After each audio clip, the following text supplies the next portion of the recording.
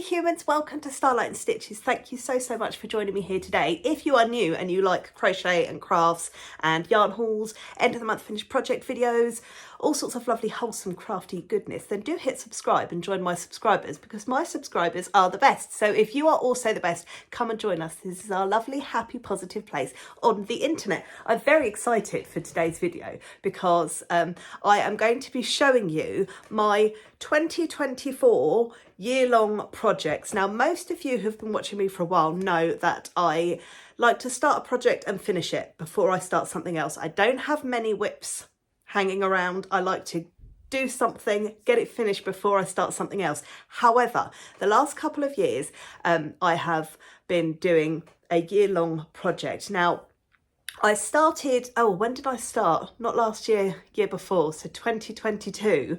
I started doing my first year-long project, and it was just a scrappy blanket. And basically the idea was to use up some of my leftover balls of yarn, yarn ends, scraps, all that sort of thing. And I ended up making this beautiful blanket. And this is just done in a half double crochet. And I did it by having all my little balls of yarn. I put them in a basket when I've finished a project. It goes into this little basket that I've got my end balls in. I get 2 strands, one from one ball, one from another, join them together, and then I start making. Now, obviously, all these balls are all different lengths, so each strand will finish before the second strand. So you just tie another one together and you carry it on. So you end up with these lovely funky patterns, these really cool different colours, and it can come out in any way at all. So the first year was, I kept it simple. Like I say, it's just, started by doing a massive long chain and then just half double crocheting, turning, half double crocheting all the way along. Last year I did, as you hopefully have seen in my completed project videos, I did the same kind of technique, but I did it with a moss stitch instead. That turned out absolutely beautifully. I loved my moss stitch scrappy blanket. It was wonderful. It is already on, it's on my sofa. It sits on my sofa. We snuggle under it in the evenings when we're watching some telly together, me and my daughter. So it's a lovely, hefty, heavy blanket. Now, I looked back on last year's video when I started the moss stitch scrappy blanket, and I did make a comment that I initially started doing it as a granny square. I love granny squares, absolutely love granny squares, and a lot of people don't like them. So I had a bee in my bonnet last year, and I was going to do this scrappy granny square blanket, and then I started off and it didn't really kind of turn out how I liked, so I changed it to the moss stitch, which I'm really pleased about. However, this year, I'm just looking down there because it's right next to me, I am doing my 2024 scrappy blanket in a continuous granny square. So I have started this month. We're only a couple of weeks into January, but I have started. Oh God, I've got yarn attached to it, and I'm trying not to let the balls of yarn fall on the floor. Right, so I have started. I will show you. I'm just trying to get it all in place. This is the beginnings of my 2024 scrappy blanket. Now, at the moment, it looks fairly regimented, but the further out I get into the blanket, the more colour changes you will see, obviously. So you can see that's where my yarn's hanging off at the bottom. I am doing a granny square this year. This is going to work up really quickly. But as you can see, each strand is actually 2 different yarns held together. And then as one changes, another changes. Let me see if I can find a colour change. Okay, like I say, it's right here. We go from like the red and green into red and black, and then quite quickly that changes into the black and the white. And then from the black and the white, we go, where is it? Where's the end? Oh yeah, look, it goes from black and white. Where is it? Where's my, oh, there it is, yeah. Black and white colour change into the green and white. And then the green and white carries on, and it goes, then my white ran out, so then I changed it to the blue, and yeah, so you get the picture. So this year, that project is going to be a granny square blanket. I love doing my scrappy blankets. It's a fantastic way to use up all of your yarn ends. Quite often I'll finish a project and I'll have like a bit of a ball left, and I'll just wind it up and I'll chuck it. I've got a basket that I hold all my yarn in. I'll just show you a quick video here of what is currently in my end of the ball basket. That obviously will fill up more over the year as we continue to do more projects. You can use them all up. the end of 2023, I mean, to start with, that basket was like majorly full up with balls of yarn, and I just kept going with my Scrappy blanket, and it used up so much yarn. I've got a practical, thick, chunky blanket that I love the look of. I really like that scrappy look with those blankets. So that is the one we're doing for 2024. There is one other project that we are doing in 2024 that will last me the whole year. So last year I started, I wanted to do something temperature blanket related, but I knew that I didn't want to do a temperature blanket. Most of you know this story already. Wanted to make a temperature blanket, didn't want to make a blanket, if that makes sense. So I made my temperature snake instead. This was so much easier than doing a temperature blanket. Each round was one day, and obviously I had different temperatures related to, you know, different colours, and it was brilliant. The snake was really easy, so if you are still pondering whether or not to do a temperature blanket and you're not sure whether you've got the patience to do a temperature snake, I highly recommend it. Though I do now have a massively long snake like curled over the back of my sofa because I don't know what to do with it, but I have a temperature snake. This year I am doing something a bit different, and I did ask for your help. I wanted some ideas. I didn't want to make a temperature blanket. I knew what I wanted to track this year, and it is not temperature. So I didn't want to make a blanket. I didn't want to make another snake because I've done that. I wanted to do something different, and I did try and get some ideas from you guys. Some of you came up with some really, really cute ideas that I loved. Then I kind of saw something that I really liked, but I wanted to tweak it a little bit. So, gosh, this is going to be a bit convoluted. This took a bit of planning before I could even start. What I want to track this year, and what I have started tracking this year, is the amount of steps I take every day. I do, even on a lazy day, I do move quite a lot. I've got little legs, so when I do the school run, it probably takes me double the amount of steps as people with longer legs. I've got little legs, like Fred Flintstone. So I do quite a lot of steps. I was having a look back over last year's figures on my step app that I've got on my phone. I have got an iWatch, but I don't really use it for much. I use it to tell the time and to track my steps. It's a very expensive step tracker, but I got it free with my phone when I upgraded. Anyway, I was looking back through my steps for last year. The lowest amount of steps that I took last year was like 4,000 and something in one day. And the most amount of steps I took was something like 22,000 steps in a day. So I've got quite a wide range there that I can play with. One of the things that I regretted from my temperature snake was there wasn't enough variation in colour. And that's what I wanted to do this year. I wanted lots of different colours that I could play with throughout the year. So I sat down and I picked out all the colours that I wanted to use, and I have come up with this. These are all the colours that I'm going to use to track my steps this year.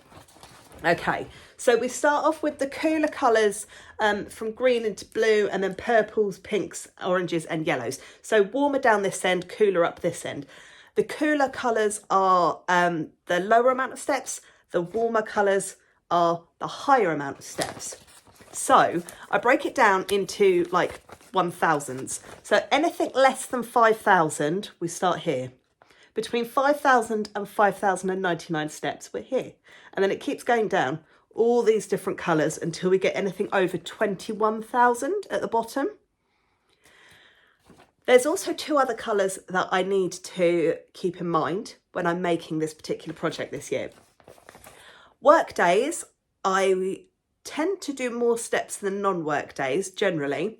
So if it's a work day, we're having a white centre.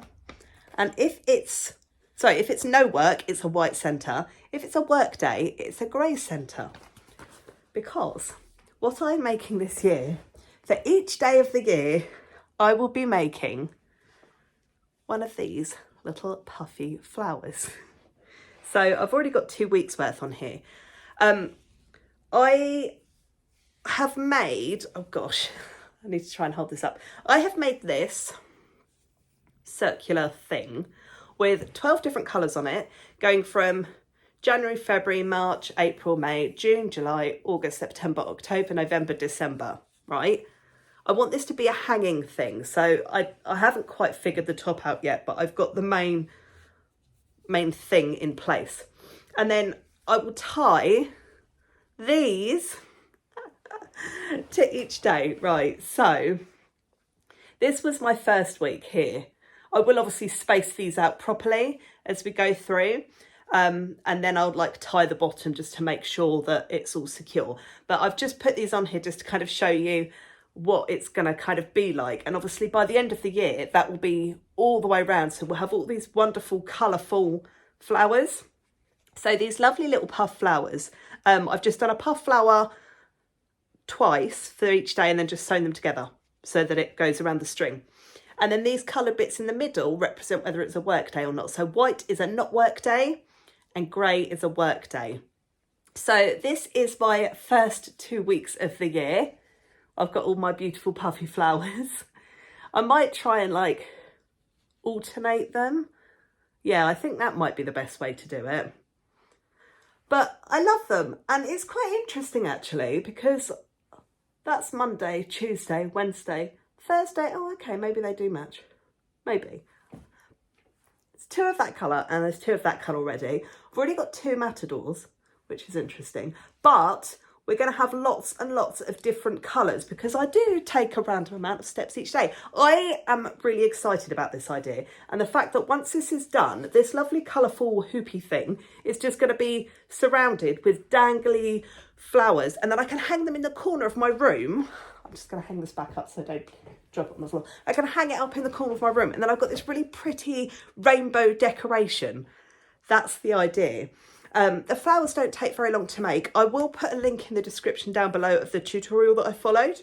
And then, like I say, I just did 2. And then I just sew them together. Yeah, so that's this year's project. I hope that my explanation made sense of what I'm doing. I've had to kind of... So this I had to plan, obviously. And then every day... That's my scrappy note paper. I write down, obviously on the 1st, didn't do anything New Year's Day. I only did 5,106 steps, no work. And then, so that was in the Aster colour. Yeah, so I've done that for each day so far. Also, I wasn't sure, because obviously 7 doesn't divide into 300, there's 366 days this year, so I had to factor that in as well. 7 doesn't equally go into that number, so I couldn't do strings of 7 because then at the end I'd have like 2 left on 1 string. Does that make sense? So I've had to kind of split it slightly differently. This took me ages. This is my plan of how many flowers for each string. So my first week, January the 1st to the 7th, there is going to be 7 flowers on the string. Same with the next week, week 2, 7, 7 on the next week, 7 on the next week, 7 on that week. When we get to the beginning of February, I'm going to have to put 8 on that one. And then I've done it kind of incrementally throughout the year. So there's an 8 there, 8 there, 8 there, 8 there. So that over the year and around my loop, there will be some weeks that are slightly longer than the others. But I think I've worked it out equally enough so that it doesn't look weird and wonky. Let me know what you think. I'm really actually enjoying making my little flowers. They're quite cute. And I don't actually have to think about them. I think I've done 14 now. Well, technically I've done 28 because I'm doing 2 at a time and then sewing them together. But I've done that many now that I can just do it without thinking about it. So I stick a YouTube video on, do a bit of crocheting. That's done. It takes me 5-10 minutes every day. And that's fine. I hope you like it. And I'm looking forward to, as the year goes on, showing you the progression. I like being able to track my steps for the year. It did take me a while to work out like the colour order and stuff. I had several days where I kind of sat there with them like on the table and I moved them around and just played around with them. But yeah, that was pretty cool. Yeah, let me know what you think in the comments. That's this year's long haul projects. Having a bit of I've lost a bit of my Crochet at the moment, so this is kind of helping me. Having like a new scrappy blanket that I don't have to think about and the flowers is just giving me something to do each day, because I don't know, I've got so many projects in my head that I want to do that I don't know where to start. And that's kind of putting me off because I'm like, I don't know what to do, so I don't know what to do. So I'm just doing my blanket and stuff at the moment. Hopefully by the end of the month I will have done some projects and then I can actually show you some things in the end of the month finished projects video. I hope that you like what I'm making. Talk to me down below in the comments. Like I said last week, I'll talk to you about anything, and I did mention talking about your shoe size, and those of you that stayed to the end of the video would have heard that, so thanks very much to everyone for the nice conversation about our shoe sizes. That was very interesting. And anybody that hadn't watched to the end of the video would have been so confused. So this week I'm going to say, talk to me about your favourite breakfast or anything else that you would like to discuss down in the comments below. I will try and reply to every single comment. Look after yourselves, look after your loved ones, and I will see you next week. Bye!